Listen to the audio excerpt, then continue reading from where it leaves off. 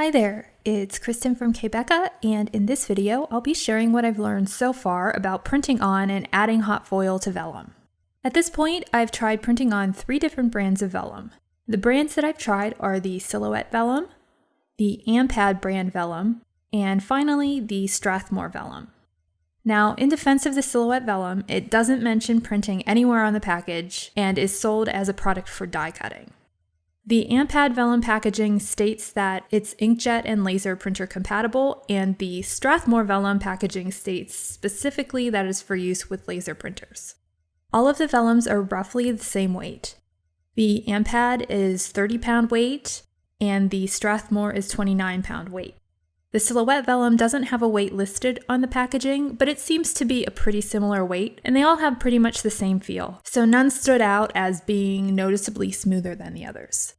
This is a sheet of the Strathmore laser vellum that I've printed from Silhouette Studio as a print and cut page, and as you can see, I wasn't able to get a clean print.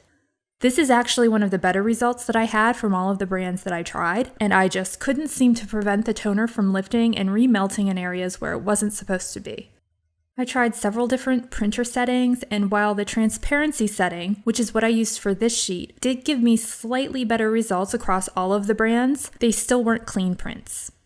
Reading through the reviews on the Strathmore Vellum at Amazon.com, it sounds like people are able to get great prints with this vellum, but I just wasn't able to.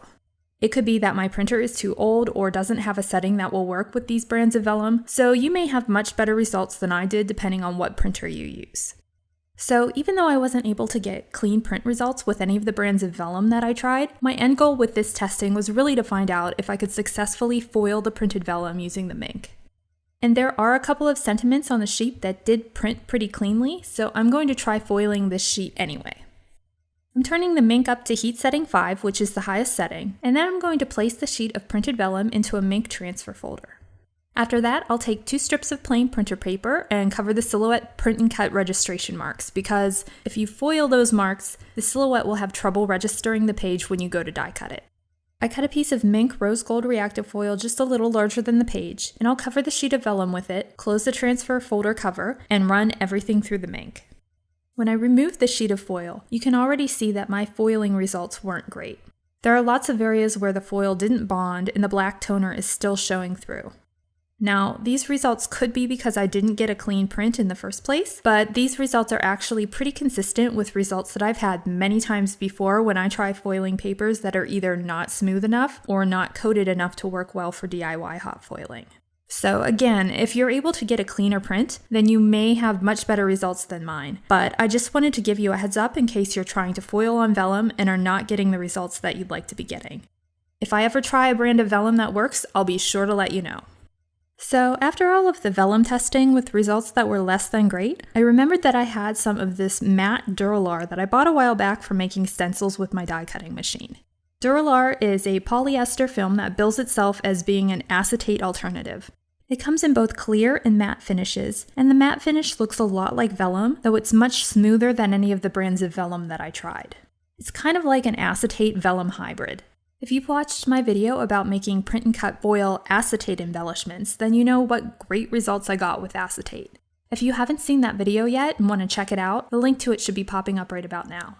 So, long story short, I figured that the Duralar would be a great candidate for printing and foiling since it does have many of the same characteristics as acetate.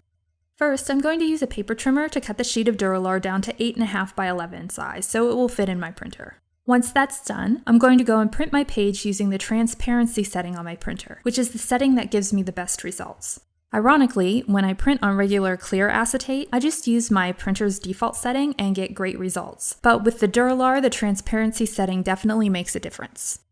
Okay, so the page just finished printing, and you can see that the results with the Duralar are much cleaner than with any of the brands of vellum.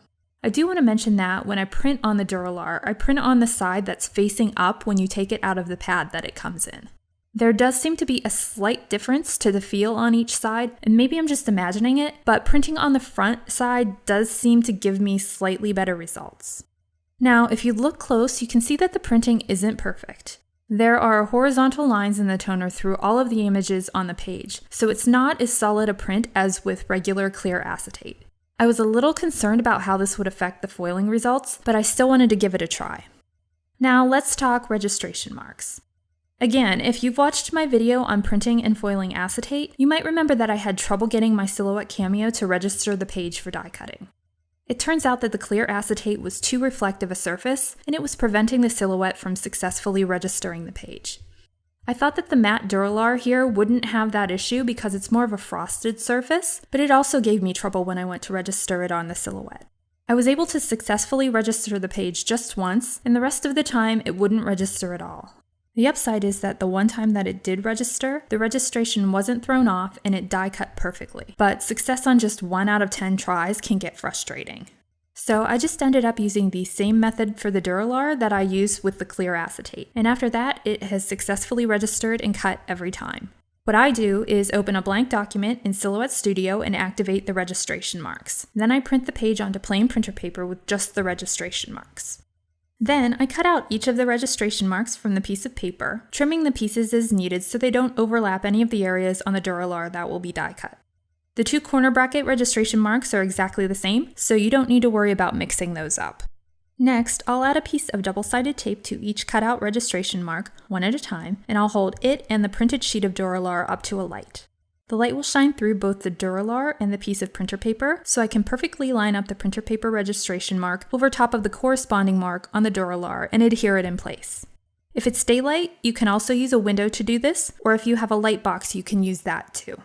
Once I have all of my registration marks taped in place, I'm ready to die cut.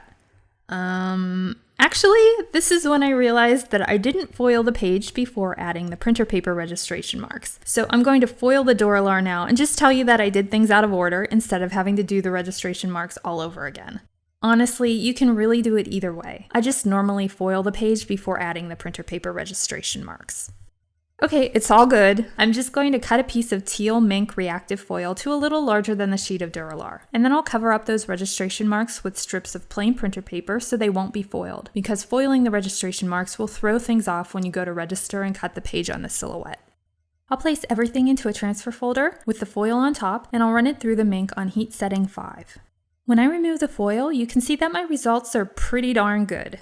They're not quite as good as they are with clear acetate, but I'd rate this a 95 out of 100, with the clear acetate results being 100 out of 100. There are small areas here and there where the foil didn't adhere and tiny random specks of toner on the Duralar that got foiled, but honestly, this can happen when you're foiling cardstock too. I was really happy to see that those horizontal lines in the printed toner actually weren't too pronounced. If you're up really close, you can see them, but the coverage is still really good. Here's a sheet that I foiled with the white mink reactive foil, and I'm very happy with these results too. When I hold it up close, you can see that there are more specks of random foiled toner than there were with the teal foil. Sometimes with the Duralar, the print results are a little less clean, and you can get small stray specks in areas of toner that then get foiled, which gives the finished piece a little bit of a weathered look. So it's not perfect, but I'm still very pleased with the results, and I'm happy to be able to make die cut and foiled embellishments and pieces with the Vellum-Look.